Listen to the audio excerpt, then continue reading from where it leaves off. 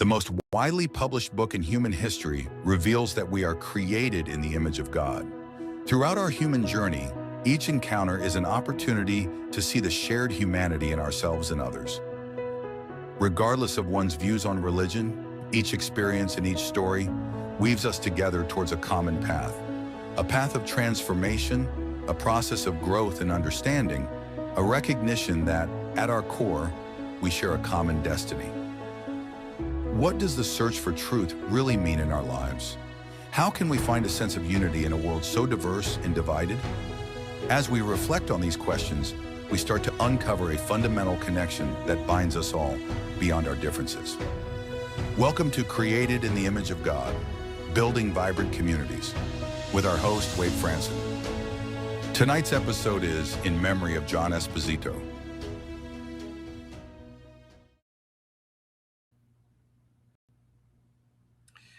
Good evening, everyone, and welcome to Created in the Image of God. This show is a little different than any show we've done before.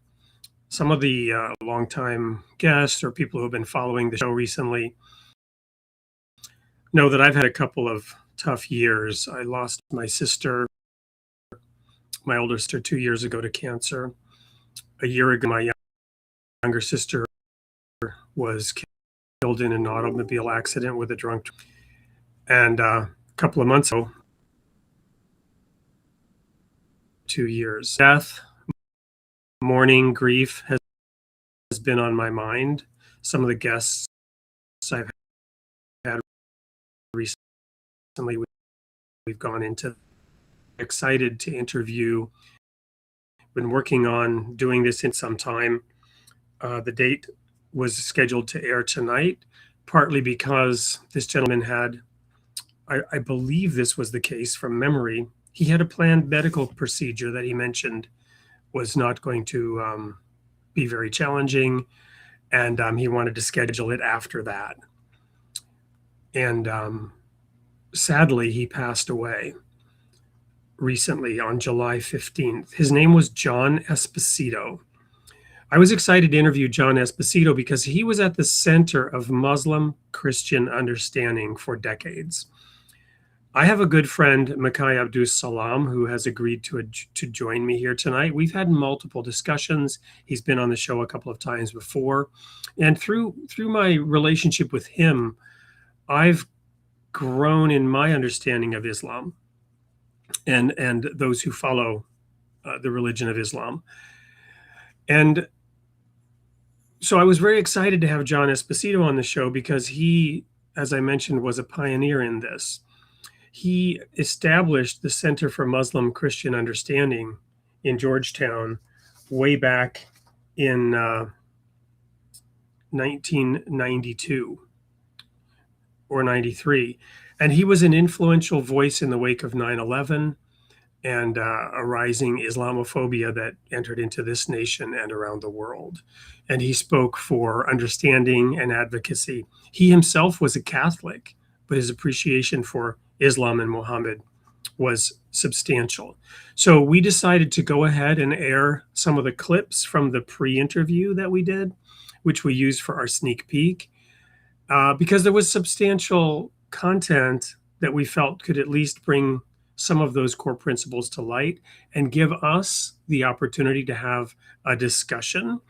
As the guests, as the audience knows, I'm a former Christian minister who has a unique perspective today on this matter, and I'll be joined by my friend Mikhail Abdus Salam, who is a respected Muslim leader, an interfaith bridge builder, and the founder of the Interfaith Library. Let's welcome him to the studio. Hello there, Mikhail. I can't hear you. I don't know if you're on mute. I think you're on mute. You're still on mute. I can see the little mute button. While Mikhail is figuring that out, I will just tell you a little bit more about him. The Interfaith Library is... There we go. Yeah. I have to learn how to use the iPad. How are you, my brother? I'm doing great. You're joining us tonight from... I'm actually here in North Carolina, one of my humble abodes. And yes, I am the founder of Interfaith Library Incorporated, a 501c3 nonprofit organization that disseminates religious information around the world, everything from Christianity, Judaism, Islam, Baha'ism, and many other religions. We started off as a repository of religious information, and later on within the last 10 years evolved into being a philanthropic organization that not only disseminates information, but we do community building, we do international works, and we also are proud to say that we're one of the organizations that represented the Americans and refugees coming back from Afghanistan in 2021 with the Allies, Operation Allies Refuge Program with the United States government and the city of Philadelphia. So, I mean, that's just a prelude. Thank you so much. And in terms of this, the spirit of tonight's show, a memorial for somebody who recently passed away from complications related to heart surgery, which, I don't know the exact procedure. We didn't go into detail, but it seemed like John felt like this was going to be something that was not extremely risky and not requiring a long recovery time. But you yourself have a depth of experience and understanding for that. Would you be willing to share a little bit about your own experience in that regard? Absolutely.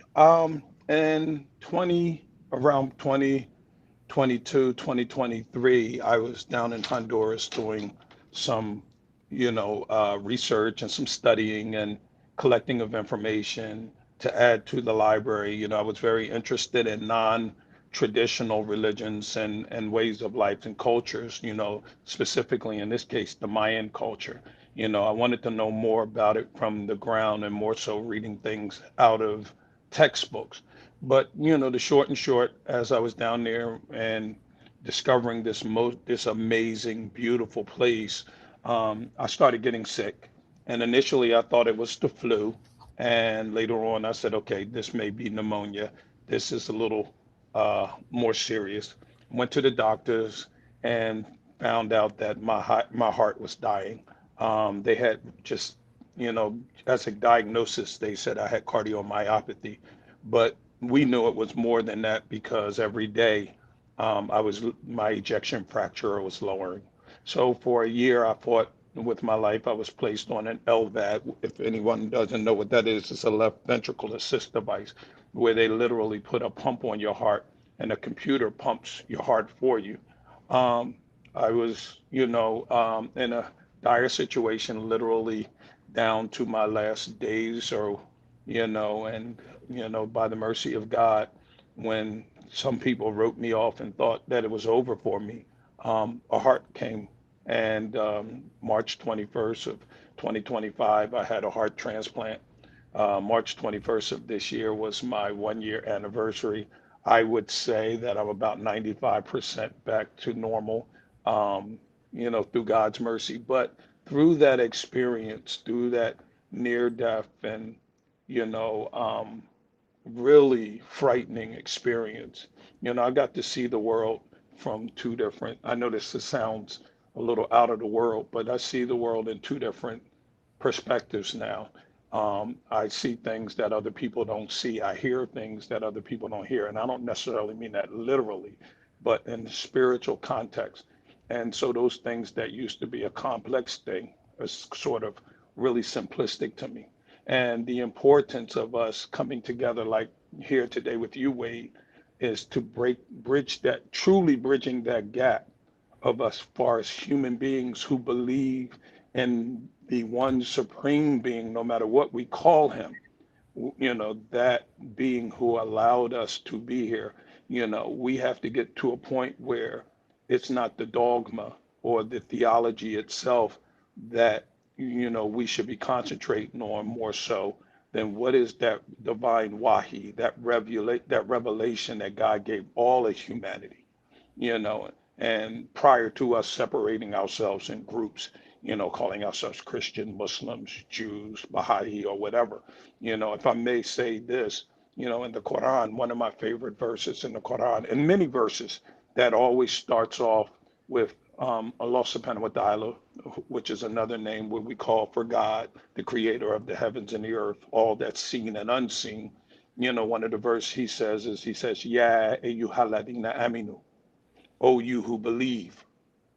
And when we look at this from the original language and the structure, we realize that he's calling believers and not people of religious denominations or sects. So, and we know this specifically because in the Quran he mentions the people of the book, the Ahl Kitab, Christians, or which we call the Nasara, and the Jewish people, what we call Yahudi. So the Sabians, those who follow the Proverbs and the Psalms, he mentions them specifically. But when he calls us collectively as a human race, human beings, whatever our culture is, whatever our religion is, whatever our faith is, our skin color or whatever, he always says, Ya ayyuhalladina aminu, O you who believe in me. And he describes who those believers are, those who are kind, those who fast, those who make prayer, those who worship him and are grateful. So I just wanted to preface that without being too long-winded, because I think that is a precursor to where this show might go today. Well, thank you so much. I truly appreciate that. I also agree with you, from experience with near-death experiences, even just getting older and having people in my immediate family pass on that were unexpected. And I would say that a greater clarity begins to arise. So I can certainly imagine that having gone through something as substantial as you did with a near-death experience and a heart transplant, that there would be changes that would in fact open you up in different ways. I want to just share also a quote. This is from something called the Tablet of Ahmad. It starts out, he who is the king, the all-knowing, the all-wise.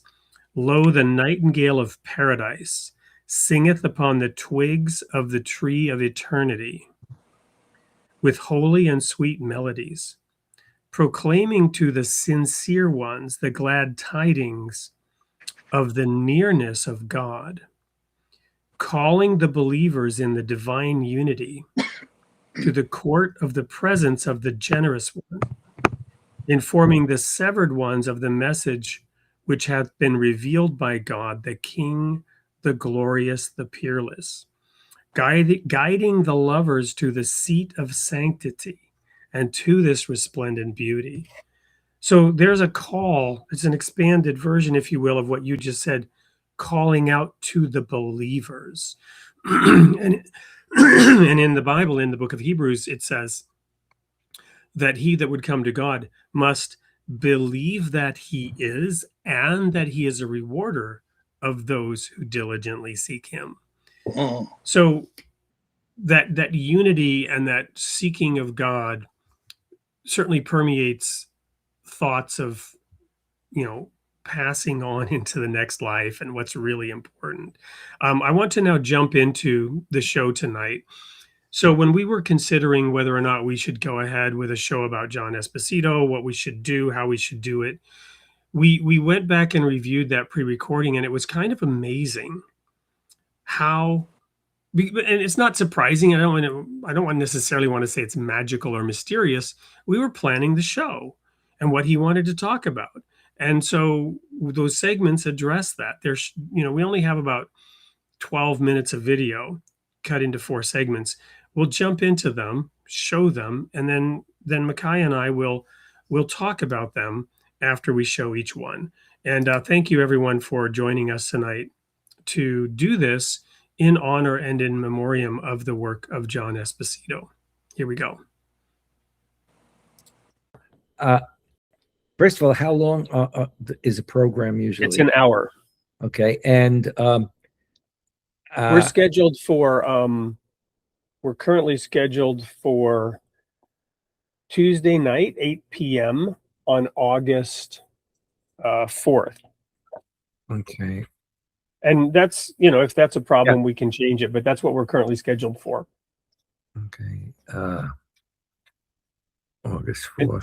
and Sandra, the producer, will, lock that in and work out details with you. And you can reach out to me with anything as well in the meantime. And how would I access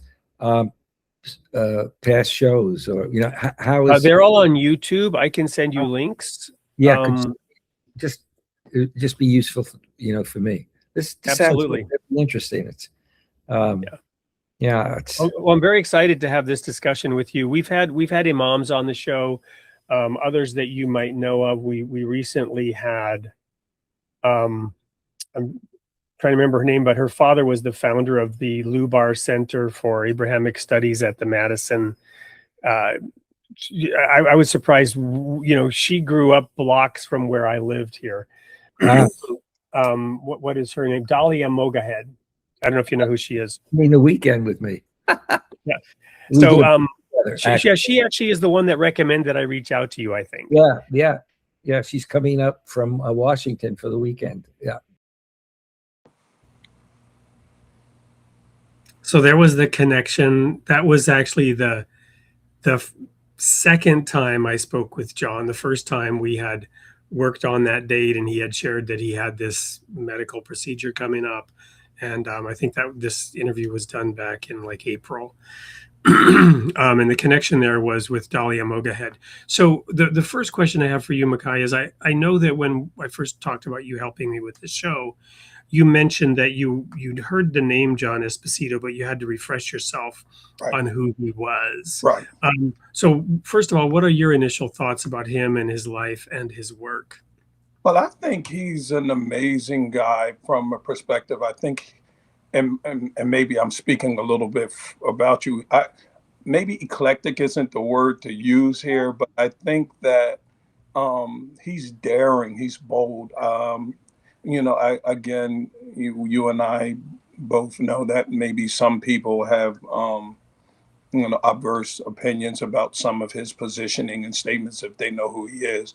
But I love that he's, he like you said, he's definitely studied and has built his position on what he understands and he's not afraid to touch, like yourself and I, not afraid to touch the difficult question. He sort of knows how to get around it in a way where it is palatable, using your words from the past. So I highly, highly respect him. I wish I could have spent some intimate time with him like I did with Karen Armstrong, another amazing person when we're talking about the world of theology. I'm quite sure you know who she is. A great. I know quite well who Karen Armstrong is, because she didn't she write the Book of Cults? Absolutely. And so she did a feature on the church that I was in years ago, the Worldwide Church of God. Okay. And so I know Karen from that angle, which is a fascinating little coincidence here. Yeah, so she's an amazing one. She was one of my early mentors. She was one of those people that had me looking at, Oxford University mainstay for like my theological understanding as a collective. And, and then, you can't knock or take away from her area of expertise. I mean, if National Geographic and PBS, they lock in on her for being an authoritative voice in theology as a whole. How can you dismiss that? Well, let me share a couple of the events of John's life. He was born in Brooklyn, and I love coincidences. I love to highlight them. I don't mean to overemphasize them, and I certainly don't want to elevate myself. But it's funny because I'm dialing in from Brooklyn, not Brooklyn, New York, but Brooklyn, Wisconsin. So he was born in Brooklyn. I wasn't born there. My kids weren't born there, but I now live in Brooklyn. And he was born he was born on 19th of May, 1940. And he was recruited to Georgetown in 1993. And there he founded the Center for Muslim Christian Understanding. This institution, it became an embodiment of Christian-Muslim dialogue. And in 2001 to 2002, he became one of the principal public interpreters of Islam in the wake of 9/11. And the book Unholy War was published at that time. And he was participating in the post 9/11 ecumenical responses. Um, his scholarship became intertwined with contemporary religious history at that point in time. There's a lot of focus on 9/11, what it did and didn't mean. Um, Before that, Islam was not in the public consciousness, Exactly. and for both good and bad. And then, as mentioned, he eventually died in the 15th of July following complications from heart surgery. Um, there's a couple of interesting symbolic layers because he was a Catholic scholar whose work, centered on Islam. He remained a practicing Catholic throughout his life, yet he consistently argued that Islam should be understood on its own terms rather than through inherited polemics. Georgetown notes that colleagues viewed his work as reflecting the Jesuit ideal of cura personalis, care for the whole person. His career occupied a unique position between these two religious traditions, intellectually grounded in Catholic higher education, academically devoted to Islamic civilization, and publicly committed to interreligious understanding. The institution he founded, the Center for Muslim Christian Understanding, quite literally joined those identities. Wow. One detail I find historically striking is the juxtaposition of his funeral with the Islamic calendar, and I'll invite you to comment on this. While family and friends gathered for a Catholic funeral mass on the 25th of July, Muslims around the world were entering the first days of, I'll pronounce it incorrectly, Muharram, Mahram, right. Muharram, and approaching Ashura. So during this period, Catholics prayed the prayers of Christian burial. Muslims were entering one of the most reflected periods of their liturgical year. Scholars around the world were publishing tributes to a man whose life's work was helping those two communities better understand one another. This convergence is historically observable, regardless of whether one attributes symbolic significance to it. So, what are your thoughts on all that? Well, you said two things that just struck me in awe, and you may or may not remember, or I may have not, said this to you before. I didn't know that about him, far as his religion. I knew he was a Catholic, but I also have a formal Jesuit Catholic background in education. And secondly, the month of Muharram, for those who don't know the Islamic calendar, is the Islamic New Year. And so the symbolism behind that moment, spiritually, I'm just sitting here swallowing while the transcendent, during a period of a flip of a new year, ending one mission and beginning another, to me, it was a spiritual connotation. And to be a defender, if I can use that word, and I hope spiritually he appreciates me using it and not misrepresenting his life work. To be someone who tries to make lucid, sometimes a complicated understanding of Islam. He's well respected, and I appreciate him for it. But I think him and I kind of mirror in that regard, where I find myself championing, not necessarily but academically bringing Christianity and Judaism to the forefront mainly, and then getting to know you, allowing me to have a better understanding of the Baha'i faith, which is in and of itself a beautiful idea or concept, if I can say that without being disrespectful. The union of a divine word, when you look at the Baha'i, and those who may or may not know your faith, or the idea of there is this progression of revelation, and we have the consolidation of this whole line. And as you know, as a Muslim, this is how I defend Islam, that it is a line of revelation. And people used to debate it until I started substantiating it by our lineage of prophethood. When we start from Adam and we get all the way to Christ, people say, well, wait a minute, hold on. All of those are patriarchs in Islam? Absolutely. We might, use the Semitic language to call their names, like we don't Well, call let's hold that thought now, because we're going to get into this in one of the clips that we're going to play here from John. So let's go to another clip from John, and we'll dive deeper into this thread that you're beginning to pull on here. already say that. Yeah. Okay. Here we go. Obviously, you have a rich and illustrious life focused on this, and we live at a moment in time where your life's work has incredible meaning and significance and impact. You mentioned you've got some upcoming speaking dates. Tell us a little bit about, and internationally, tell us a little bit about what kinds of questions you'll be asked to answer, and the nature of whatever presentations you're giving. Yeah, well, basically,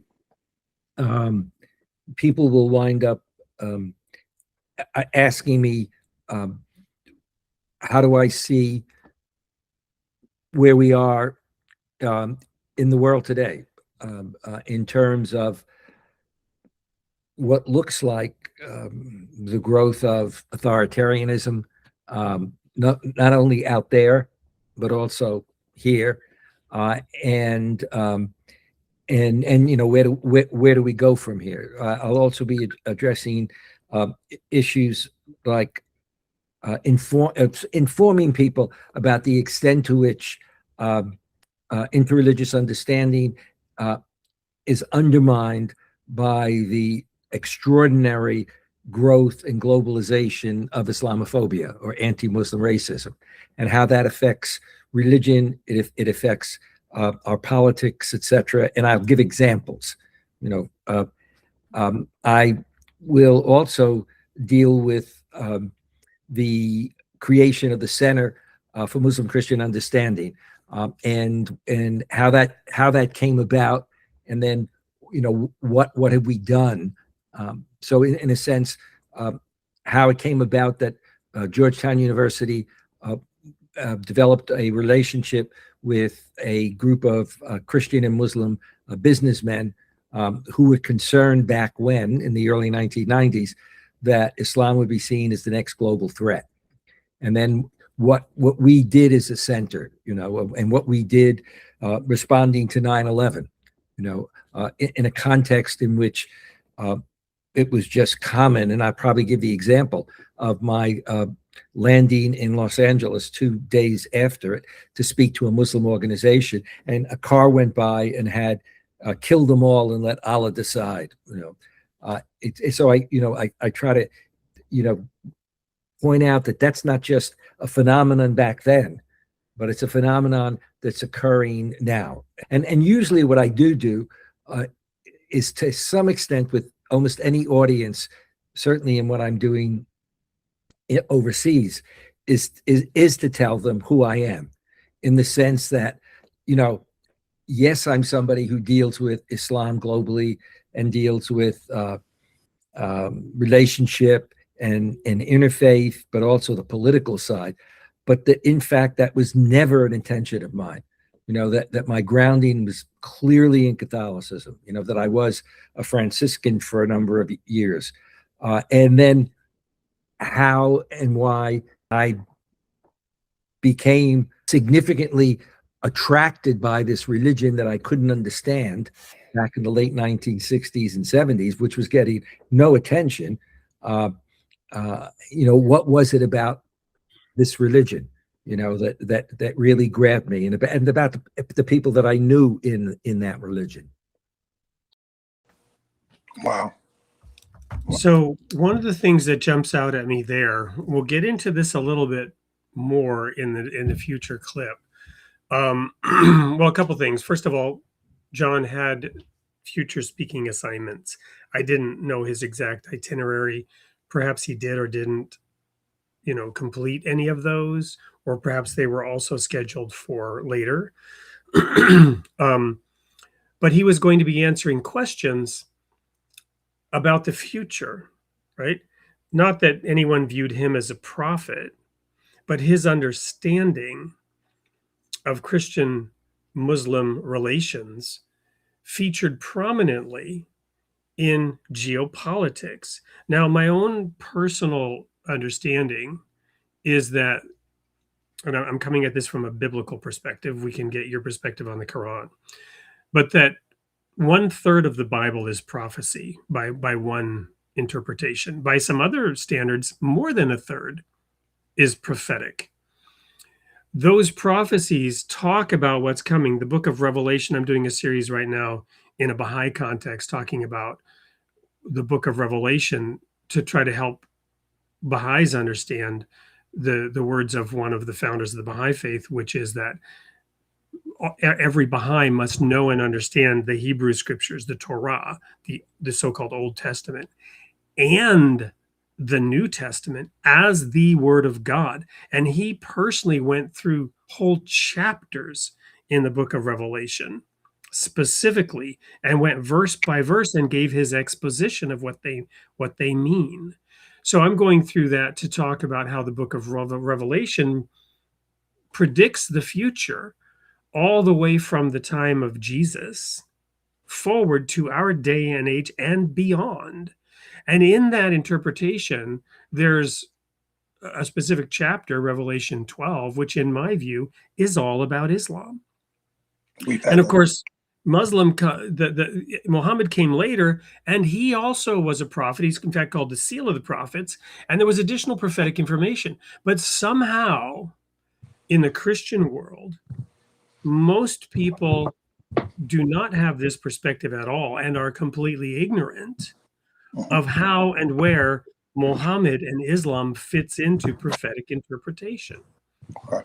And now John was going to be asked about his views on the future, not as a prophet, but as somebody who understands both of these. And he warns about the rise of totalitarianism, right?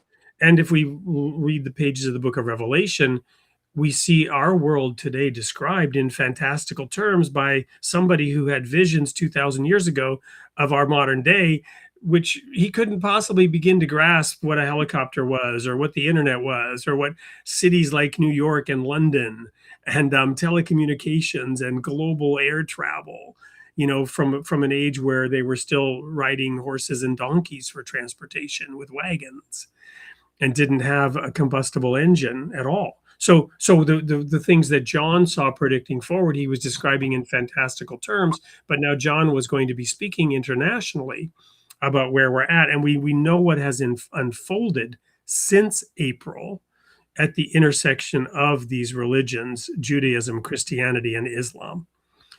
So all of that is jumping out at me, in terms of John's life and seeking understanding that could help resolve some of these pending crises and stresses on the entirety of global civilization. That's kind of what I'm thinking about. I'd be interested in your take on what we just heard from John. Well, like I said, and I, this is one of the things that I respect about him because, like I said, and even what you're articulating now, it's a very difficult conversation to have for people who sees life in a linear way they're just tunnel vision. It's my way, or our books say this or our books say that. But articulating or further expounding on what you said, you use a word that when we're having debates, I always think that we should remove it from the debate because each one of us can have an interpretation of something that's written.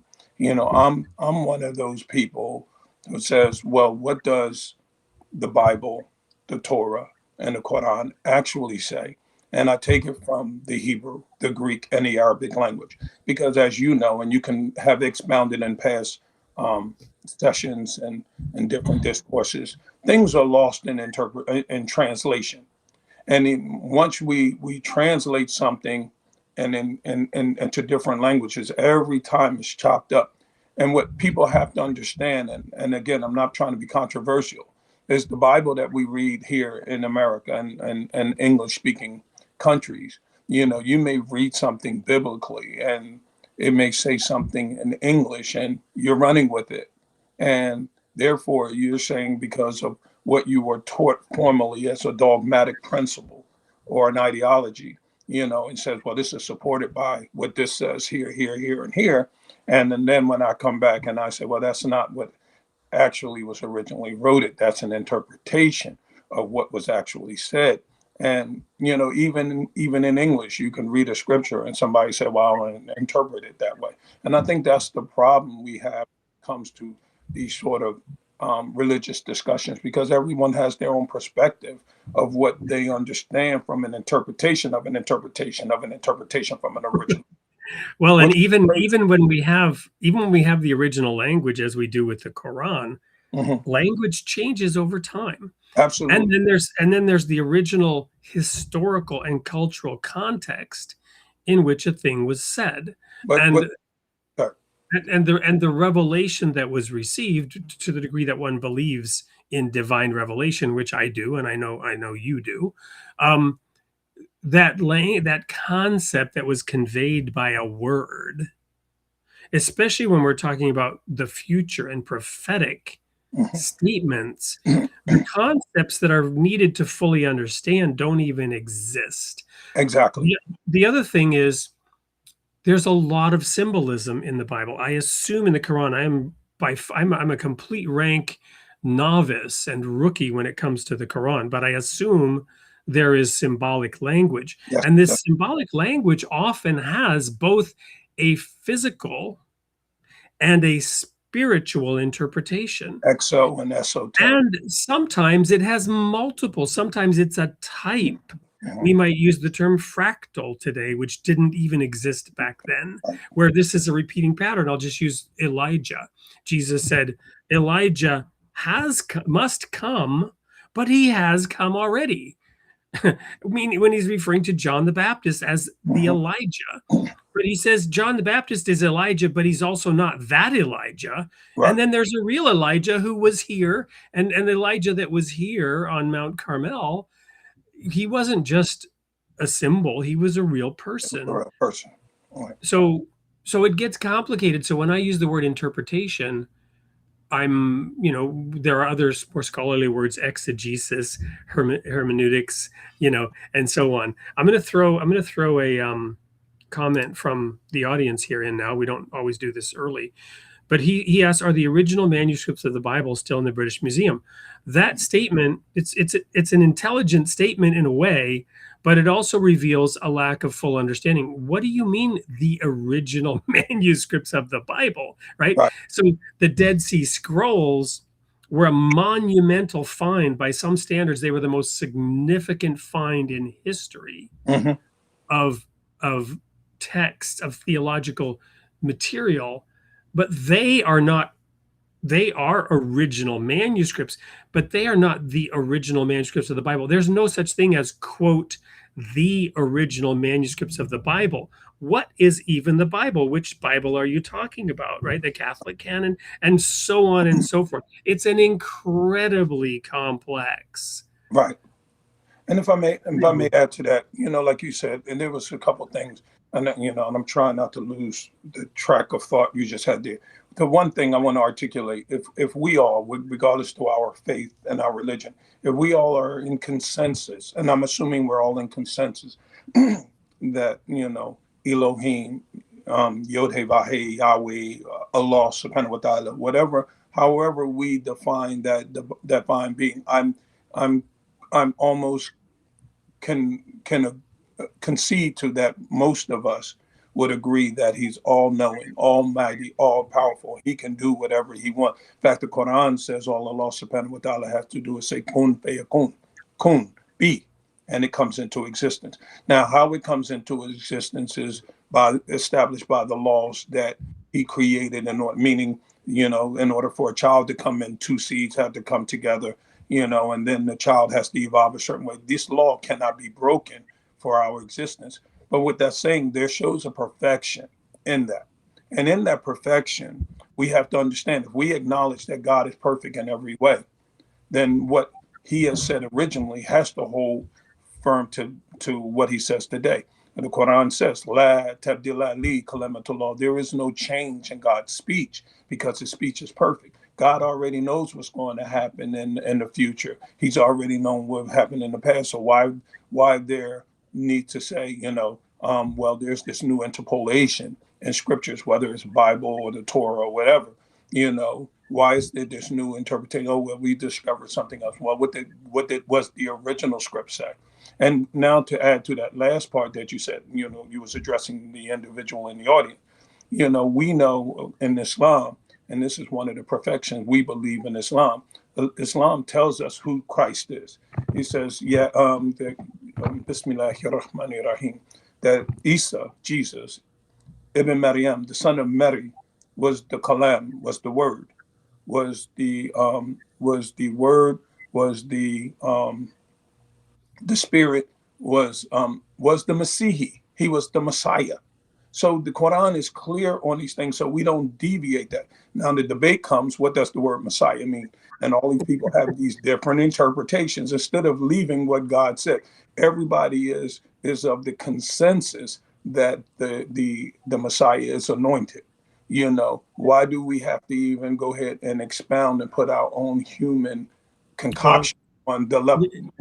And I just wanted to land the plane on this as well. When we talk about what was the original language or the original manuscripts, as the individual and the audience says, well, the Quran teaches us that Christ himself was the original manuscript. We call it the Injil. The Injil, when we say, well, we believe in all the holy books, we say we believe in the Torah. We believe in, which was the book given to Moses. We believe in the Zabur, which were the books or the revelation given to Dawood and Solomon, the Psalms and the Proverbs. And we believe in the Injil. The Injil was this holy book or the word given to Christ. That wasn't written down. And in fact, in Matthew's mentioned the gospel of Christ. But where's that gospel? It mentions it verbatim, the gospel of Christ, but where's that gospel? Just like in I think it's Chronicles, or there are several books that are mentioning other books that are in the Bible. When I go looking for those books, where are those books? And why did the authoritarian, not the authoritative, why did the authoritarians decide to remove these books that are even mentioned in the book? So I just want to say, we're raising a whole lot of things now. I want to bring this back to focus. So and thank you. I mean, we'll need to do another show together, and we will do another show together. We need to get back to what John was saying.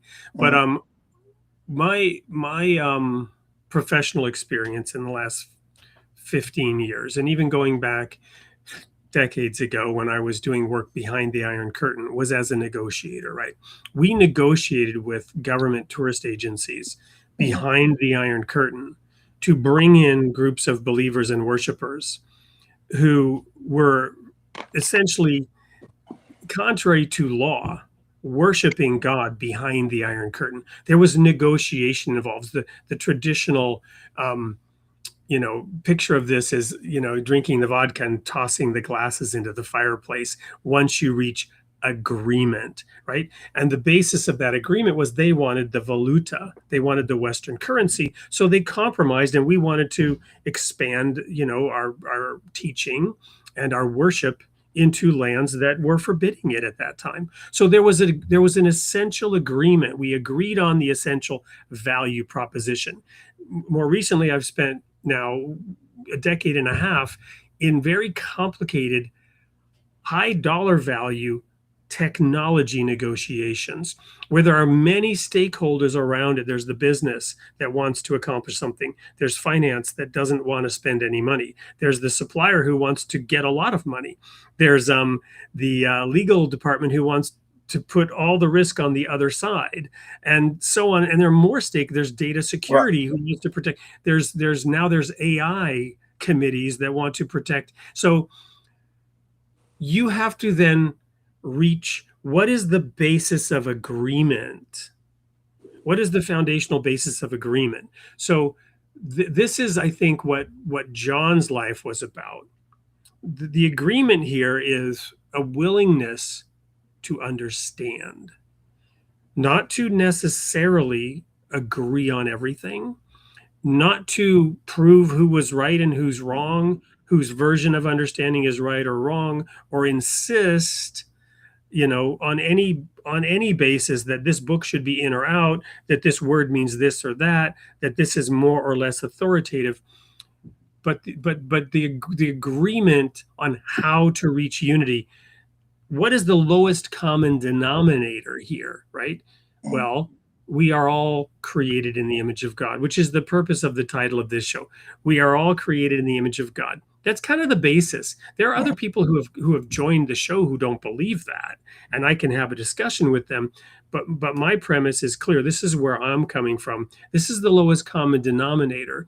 And if somebody else interprets that, well, we're not created by God, but we are one. We are one people, and we need to have a common basis of understanding. So it's getting to that base level of understanding and even having the discussion. So I want to, we'll get into some specifics, and we'll predict, not prophesy, but we'll predict that you and I will come together and dig into some of these topics in more detail when we have more time. But I want to play the next segment from John's show, or from John's interview, which gets into a really thorny topic here.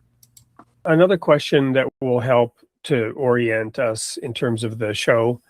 Tell us a little bit about the charter and the goals of the Center for Muslim Christian Understanding.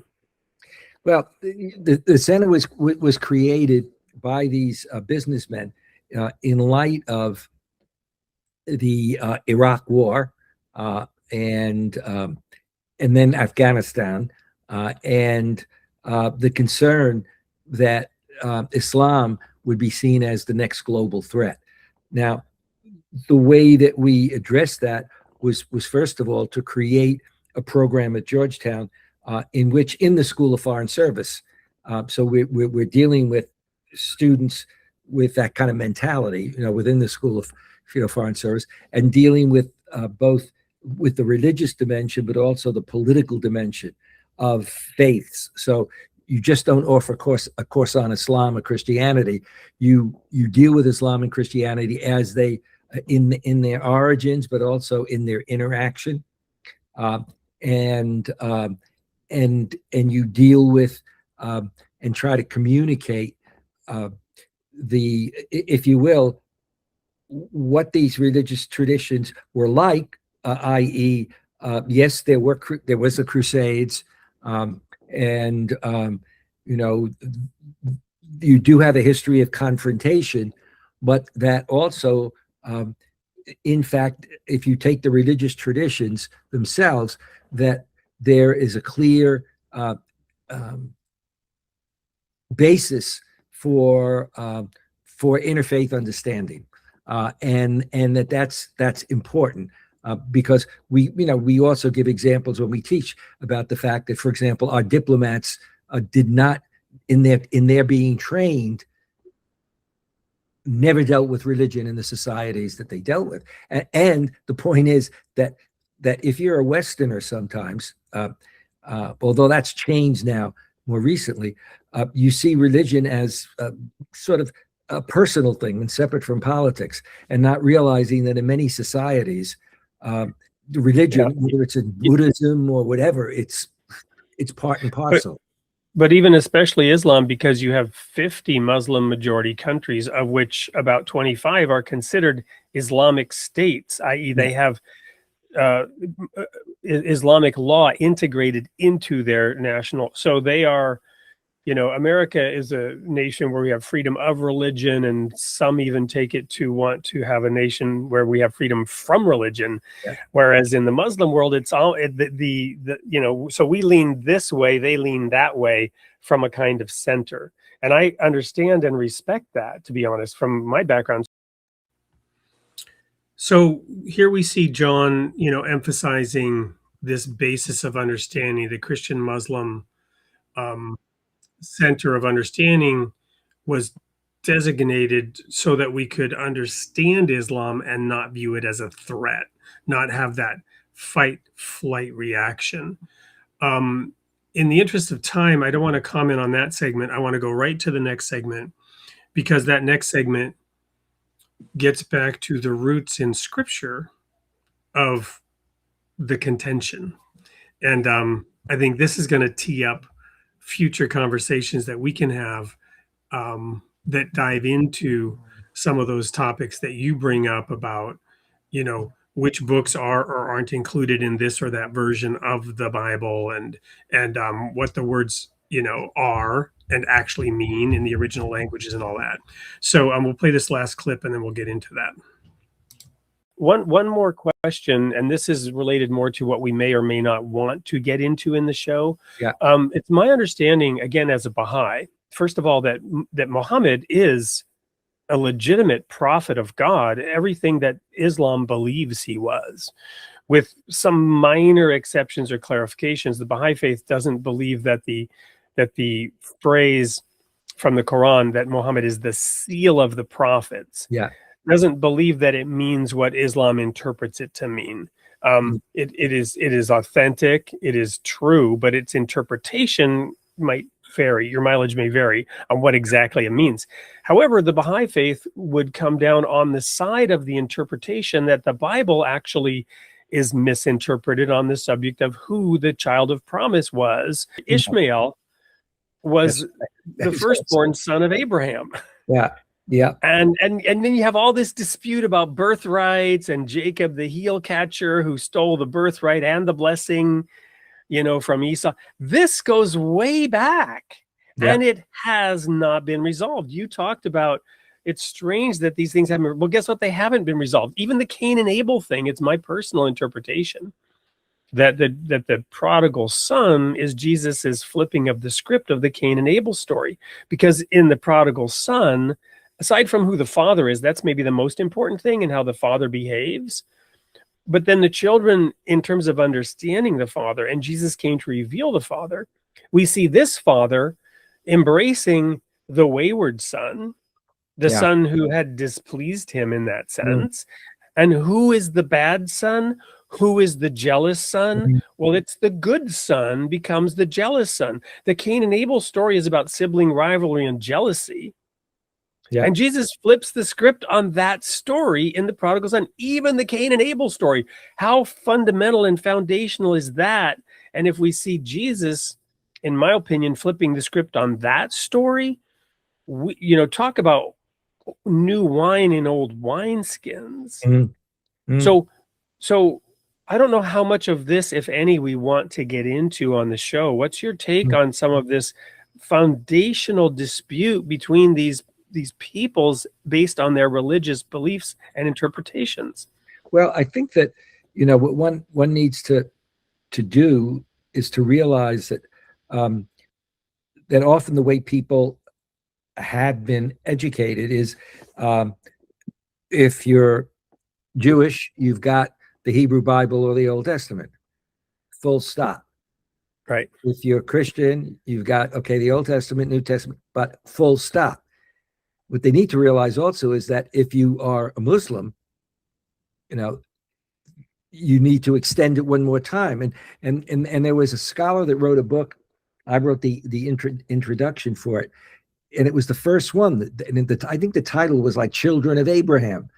But what was interesting, it would be like you'd want to have sitting, if I were giving a talk or something, or just a Jew and a Christian, and then say, no. If we say children of Abraham, guess what? You, the Jew, need to recognize, the Christian dimension. The Christian, you need to recognize not only, the past, but the future. How do you deal with the example I often give is to say, do you realize that Muhammad and Islam recognize the great prophets, recognize Jesus, and that in the Quran, there's an entire chapter on Mary. Mary has almost an insignificant role in the New Testament compared to, and I think that it's such a basic thing, but I think it's been obscured so much by the almost like the ego of religious traditions, like I've got the right answer, and if I do, then the other doesn't exist. And I think the challenge today is really, if one really saw the children of Abraham, then you wouldn't have, first of all, you wouldn't have anti-Semitism, but you also wouldn't have Islamophobia. Right. So it sounds like you are willing to get into that level of awesome. Well, we're out of time, but we have everything we need. Any questions for me? Before you answer, let me just quickly reiterate the flow of the show is the first segment is your backstory, your creation story, your upbringing, your childhood, your parents. Then, sort of an arc, which you sort of decide it's an organic live discussion. You'll then, talk about maybe that epiphany of being curious and then going to study Islam, or however you want to sort of end that conclude that initial statement or segment. Then we'll go to the video break, which is a video you'll provide or we'll create for you. Has the discussion been had about that at all with Sandra, the producer? No. Okay, she'll initiate that so that we get a 60 to 90 second video that you can provide or we'll create. And then the second segment is, your life's work, the establishment of that center, what you've been doing. And then the final segment is where are you growing next, which might get into those upcoming talks and the current and future state of the world, right? So, and it's a very organic, live, friendly discussion where we present your views to the audience.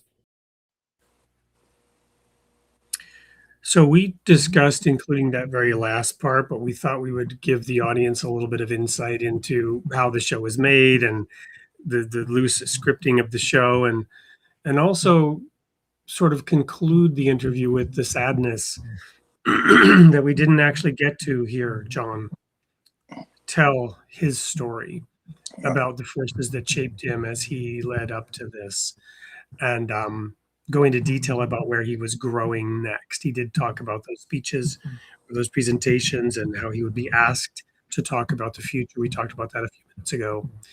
But I'm just so grateful for the opportunity to have met John and had that time with him, and to be planning this show and to now be in memory of him. I want to also highlight that he was open to getting into these topics that Mackay and I are predicting, not prophesying, but predicting that we will get into in the future about Ishmael being the firstborn son of Abraham.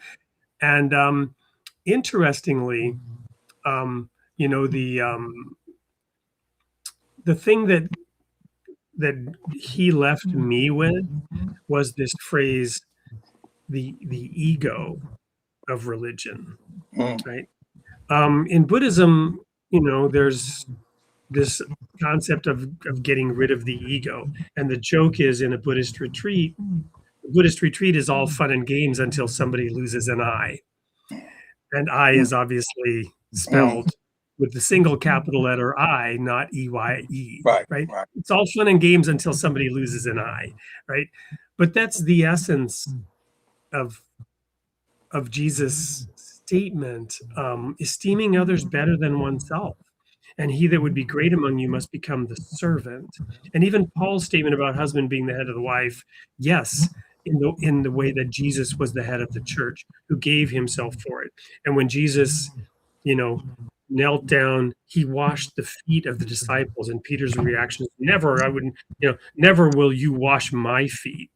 And then Jesus said, if I don't wash your feet, you have no part in me. And then Peter's reaction was, well, then wash all of me, right? So Peter, struggling with his ego when confronted in that sense with something from the next world, from the other world, something born of the Holy Spirit, right? As was mentioned, Mary with child of the Holy Spirit. So much there to unpack between these discussions, and in future episodes, Mackay and I will geek out in those Bible verses to unpack what's there, what can be known, what can be understood, so that people can form their own interpretation of, in my view, an incredibly important verse, Isaiah 11, the lion will lay down with the lamb. Those are symbolic of the beasts of the field, which are sometimes symbolic of nations. But to me, this is my interpretation. I get it from nowhere. It's not authoritative. But obviously, the lamb could be referring to Christianity, Jesus being the lamb.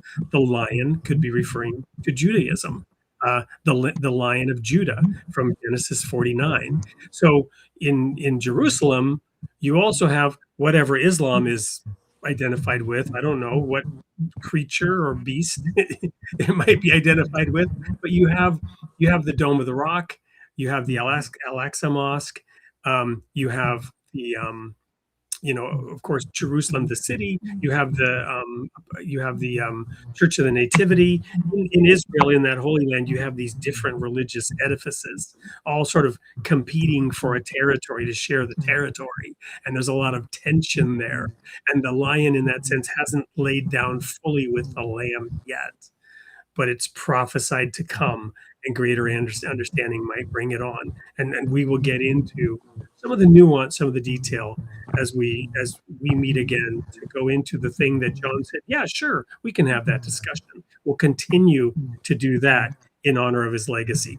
Those are my thoughts. Makai, I'm going to give you the last word to share your thoughts here on tonight's show, and what you would like to leave with the audience before we then go to the sneak peek of next week.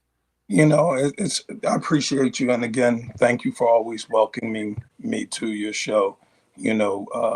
We don't communicate as often, but you are a dear friend of mine. I speak about you so highly. I probably have some people in the comment section who are finally glad to put their eye on you. I speak highly of you, tell them how often when we want to. And then I still am so sorry that we didn't get to do that little summer thing you just passed up at the lake. I would have loved to have been there with you and your family. But in the same thing, the same context, I think, Mr. Esposito is an amazing man. It's how, it's that 6 degrees of separation, our creator, the Most High, God, Allah, however we want to address him, how he keeps, his champions tied together. Who in the world would ever think that, Wade Fransson would elevate to where he's at with his theological understanding, Makai Abdussalam, with his journey. I have a family member in the audience, if she's watching, with her journey and this transcendence, and to see here is another man who we all know, if you're a Catholic, diehard, at the age, and here is another man whose eyes open with the endless possibilities of what we call the divine wahi. The revelation can't stop here because this is incomplete. So, and again, I'm just going to always, just remind us, and the analogy, if I can use an analogy, no matter what our faith is, no matter what our belief system are, what I mean? Let's just try to view this as a mountain going to a peak. And there are many paths on this mountain, and we can all sit up there and say, oh, I'm on the right path, or I'm on the right path, or I'm on the right path. But no matter what path you're on, if it's a path heading towards the Almighty, the Most High, when we get to that summit, when we get to the peak and we all see each other, the only question we're going to ask when we get up there is, where did y'all come from? Welcome home, and that's just how we should use that. And I want to close with that Quranic verse, or those verses. Ya ayyuhalladhina aminu, O you who believe. Ya ayyuhalladhina aminu, O you who believe. So if we come together on that, and one other, and I want to close on this, there's a verse in loosely translated in the Quran. It says, when we differ, we find things that we differ on, just come together on those things that we agree on. And then somehow we'll work those differences out. So I want to close and thank you, Wade, again, for always making me feel welcome and special on your app. When you pull me up, I feel like, okay, somebody recognizing my hard work. So I appreciate you for that. Thank you. Well, I do greatly appreciate what you've done with the Interfaith Library, and what I've been, grateful to have learned from you, and will continue to learn. I guess I'll just simply invoke the title of the show, Created in the Image of God, and the tagline, Building Vibrant Communities. And what I'll say about that is, I come from a faith tradition. I spent decades was in the ministry in. we had fervent love for one another. We did so much together. We would come together each year at the Jewish festival of Sukkot, which we celebrated with a Christian understanding.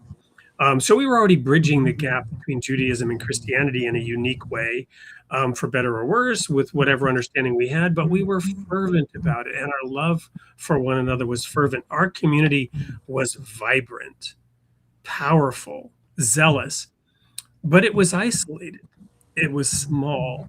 And what was always missing was the ability to reach out and welcome others in without the need, in a sense, invoking now the New Testament, force them to be circumcised, which is a very painful personal experience if you're an adult male and you would need to be circumcised to join a community.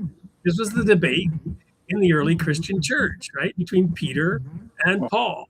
And you talked about differences where we differed. Those men differed, right? And Paul even says, I withstood him to his face, right? So there's some tension and contention around what? Around what is required for somebody else to join in close fellowship. And here we are mirroring that despite those differences, we can have a close, loving, brotherly fellowship. And that building vibrant communities is a large community and a diverse community, a community of communities, even. I'll give you the last word again because I overspoke, but I'll let you respond to that, and then we'll go to the sneak peek.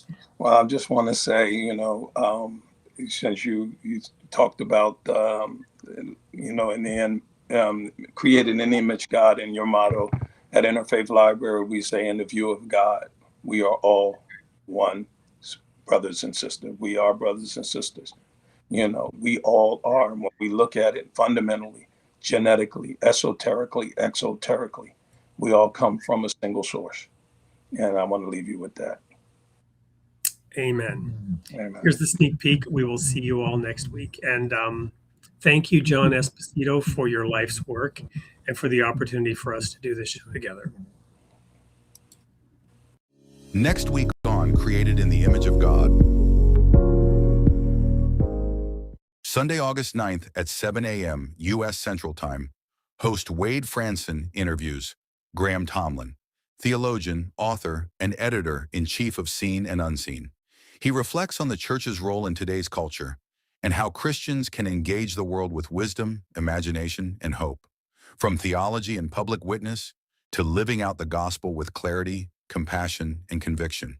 And then on Tuesday, August 11th at 8 p.m. Central Time, host Wade Fransson interviews Derek Vreeland, pastor, author, and discipleship leader. He explores what it means to keep Jesus at the center and how his way transforms our communities, relationships, and everyday lives. From spiritual formation and peacemaking to following Jesus with greater kindness, faithfulness, and purpose. Join us live this week, Tuesday and Sunday, Created in the Image of God.